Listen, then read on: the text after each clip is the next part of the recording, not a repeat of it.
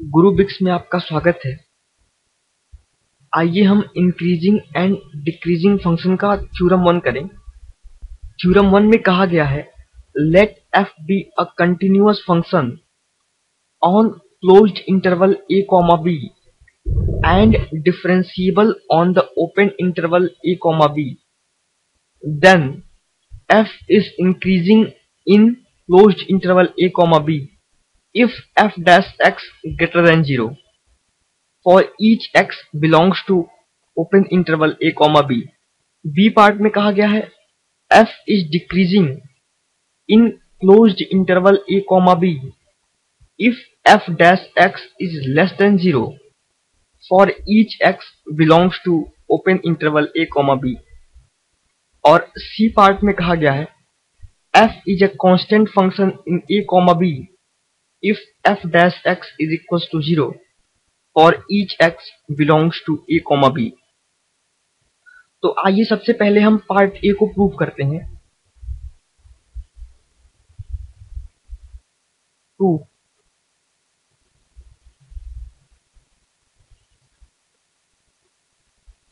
Part A में कहा गया है कि f is increasing in closed interval a comma b if f dash x greater than 0 for each x belongs to a comma b। और f क्या है? f एक कंटिन्यूअस फंक्शन है जो कि closed interval a comma b में continuous है और open interval a comma b में डिफरेंशिएबल भी है। तो लैग्रांजियस थ्योरम की दोनों कंडीशन सेटिस्फाई हो रही हैं। ये closed interval a comma b में कंटिन्यूअस भी है और open interval a comma b में डिफरेंशिएबल भी है। अगर ये दोनों कंडीशन सेटिस्फाइड हैं तो लैग्रांजियस थ्योरम में क्या कहा गया था? लैग्रांजियस थ्योरम में कहा गया था अगर कोई function closed interval a comma b में कंटिन्यूअस है और open interval a comma b में डिफरेंशिएबल है तो open interval a comma b के बीच में एक पॉइंट c इस तरह से एग्जिस्ट करेगा कि f डैश c की जो वैल्यू होगी वो होगी fb माइनस fa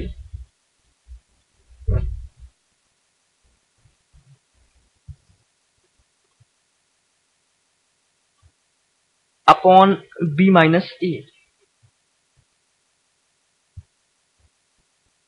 तो ये लैग्रांजियस थ्योरम का रिव्यू था।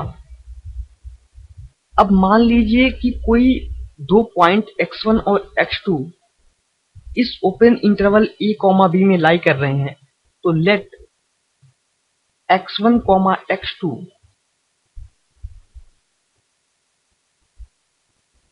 belongs to open interval a comma b। तो हम ये कह सकते हैं कि इस x1 और x2 के बीच में एक पॉइंट c लाई करेगा जहां पर f डैश c की वैल्यू क्या होगी? fx1 minus fx2 upon x1 minus x2। क्योंकि ये x1 और x2 इस open interval a comma b में लाई कर रहे हैं तो ये अपने ओपन इंटरवल में कंटिन्यूअस भी होंगे और डिफरेंशिएबल भी होंगे। इसलिए जो इंटरवल x1 x2 से बनेगा वो भी लैग्रांजियस मीन वैल्यू थ्योरम के कंडीशन को सेटिस्फाई करेगा। तो इसलिए हम कह सकते हैं f डैश c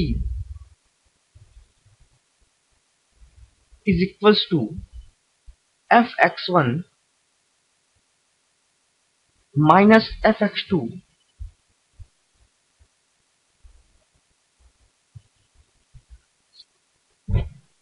इसलिए हम कह सकते हैं f dash c is equals to fx2 minus fx1 upon x2 minus x1। और एक बात और ध्यान दीजिए कि हमें f को इंक्रीजिंग या डिक्रीजिंग प्रूव करना है तो हम इन पॉइंट्स x1 और x2 को इस तरह से चूज करें कि जो x1 है वो x2 से छोटा हो।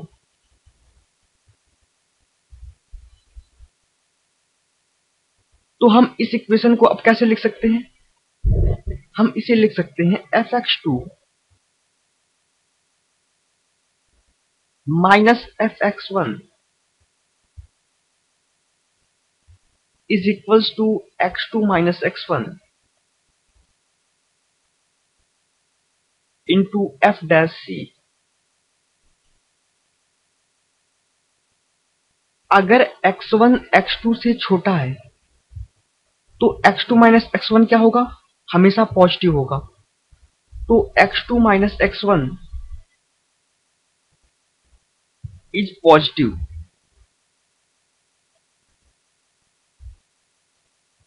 सिमिलरली हमसे क्या कहा गया है? हमसे कहा गया है कि if f dash x is greater than 0 for each x that belongs to a comma b, that means f dash c भी 0 से बड़ा होगा। क्योंकि f dash x 0 से बड़ा है जब x open interval a comma b में लाई कर रहा है, और ये जो इंटरवल हमने x1 और x2 से बनाया था वो इंटरवल a कॉमा b में ही लाई कर रहा है, इसलिए इस केस में भी f dash x 0 से बड़ा होगा। तो f dash c जहां पे c x1 और x2 के बीच में लाई कर रहा है वो क्या होगा? वो भी पॉजिटिव होगा। That means f dash c is positive. और अगर x2 माइनस x1 भी पॉजिटिव है, f dash c भी पॉजिटिव है, तो इनका मल्टीप्लीकेशन भी हमेशा क्या होगा? पॉजिटिव होगा। और अगर इनका मल्टीप्लीकेशन पॉजिटिव होगा that means fx2 minus fx1 की वैल्यू क्या होगी? हमेशा 0 से बड़ी होगी, क्योंकि इसकी वैल्यू हमेशा पॉजिटिव है और पॉजिटिव वैल्यू हमेशा 0 से बड़ी होती है। That means fx2 minus fx1 is greater than 0। और यहां से हम क्या लिख सकते हैं? हम लिख सकते हैं fx2 is greater than fx1। हमने माना था कि जो x1 है वो x2 से छोटा है, और हमने क्या ऑब्टेन किया कि fx1 भी fx2 से छोटा है। दैट मीन्स जो ये फंक्शन f है वो इंक्रीजिंग फंक्शन है। दैट मीन्स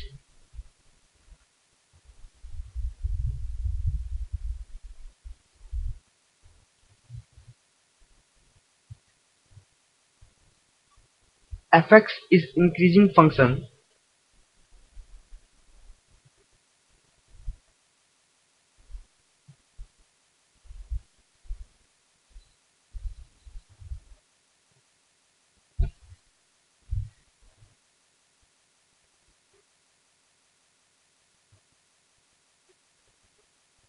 और इंक्रीजिंग फंक्शन के लिए केस क्या था? केस ये था कि f डैश x की वैल्यू 0 से बड़ी हो, if f dash x greater than 0।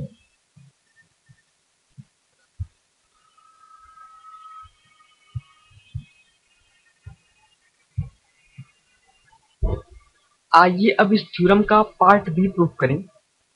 तो पार्ट बी में क्या कहा गया है? f is decreasing in closed interval a comma b if f dash x less than 0 for each x belongs to a comma b। Part B के लिए भी हम सिमिलरली यही प्रोसीजर अप्लाई करेंगे। सबसे पहले हम मान लेंगे कि x1 x2 कोई दो पॉइंट्स हैं जो कि a b ओपन इंटरवल में लाई कर रहे हैं, और वो जो पॉइंट x1 और x2 हमने इस तरह से चूज किया है कि x1 की जो वैल्यू है वो x2 से छोटी है। लेग्रांजियस थ्योरम से हम f डैश c की वैल्यू कैसे लिख सकते हैं? fx2 minus fx1 upon x2 minus x1। तो पार्ट बी के लिए हमने क्या चूज किया है? x1 is less than x2, और जो x1 x2 है वो किस इंटरवल में लाई कर रहा है? Open interval a b। f dash c की वैल्यू हमें क्या मिली? लेग्रांजेस थ्योरम यूज करके जो हमने एफ डैश सी की वैल्यू निकाली वो है F X two minus F X one upon X two minus X one.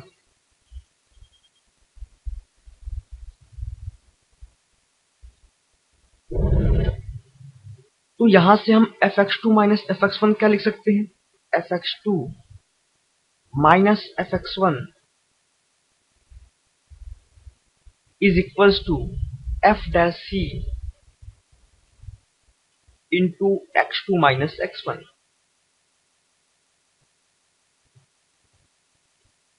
और अब आप इसमें देखिए, हमने कहा है कि x1 x2 से छोटा है, that means x2 minus x1 हमेशा पॉजिटिव होगा।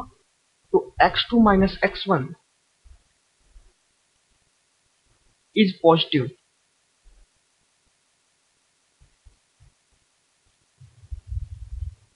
और f डैश x की वैल्यू क्या है इसमें? f डैश x की वैल्यू है 0 से कम, that means f dash x is less than 0। तो f डैश c की वैल्यू क्या हो जाएगी? ये भी 0 से कम हो जाएगी, that means f dash c। और 0 से कम वैल्यू का मतलब क्या हुआ? ये निगेटिव होगा, that means f dash c is negative. तो x2 माइनस x1 क्या है? पॉजिटिव है। f डैश c क्या है? निगेटिव है। तो पॉजिटिव इंटू निगेटिव निगेटिव। और निगेटिव नंबर का मतलब कि fx2 माइनस fx1 की वैल्यू क्या होगी? 0 से कम होगी। That means we can write fx2 minus fx1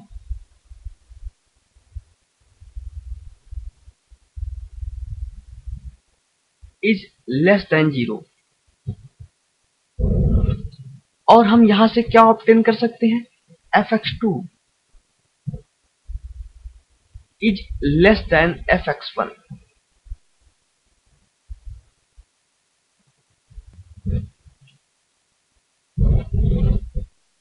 हमने क्या लिया था? हमने लिया था कि x1 x2 से छोटा है, और हमें क्या मिला? हमें मिला कि fx1 जो है वो fx2 से बड़ा है। दैट मीन्स ये फंक्शन कैसा फंक्शन होगा? Decreasing function. So f is decreasing function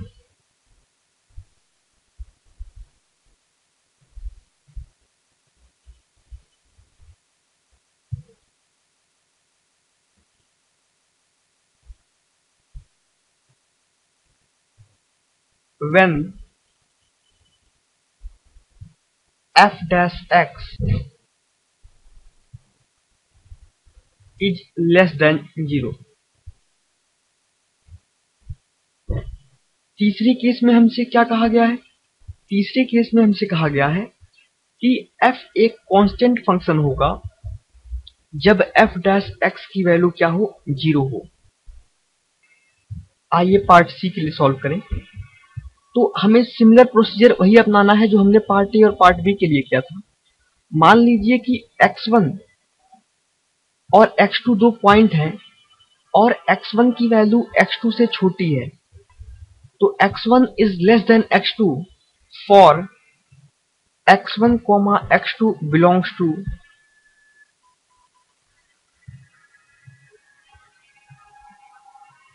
open interval a, b। तो अगर हम लेग्रांजेस थ्योरम अप्लाई करें तो हमें क्या मिलेगा? f dash c is equals to F X two minus F X one upon X two minus X one.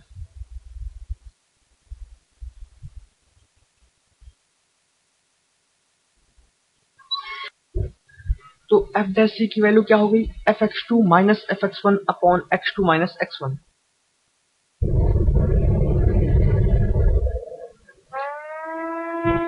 Third case में हमने कहा है एफ डैश एक्स की वैल्यू 0 है for each X that belongs to open interval a, b। That means F dash C की value क्या हो जाएगी? 0। तो जब एफ डैश सी की वैल्यू 0 हो जाएगी तो F X two minus F X one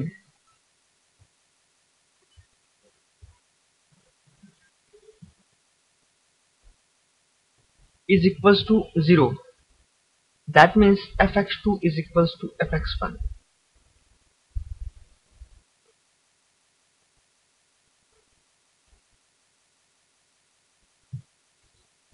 तो आपने यहाँ क्या देखा? आपने इसमें देखा कि जब भी हमने ऐसी कोई भी वैल्यू ली है जहां पे x1 x2 से छोटा है, उस केस में हमें fx2 की वैल्यू fx1 के बराबर मिल रही है। दैट मीन्स हम x1 और x2 की कोई भी वैल्यू लें, हमें fx1 और fx2 हमेशा आपस में बराबर ही मिलेंगे। और जब fx1 fx2 के बराबर है जनरल केस के लिए, दैट मीन्स f क्या है? एक कांस्टेंट फंक्शन है। सो f is a constant function. So f is a constant function.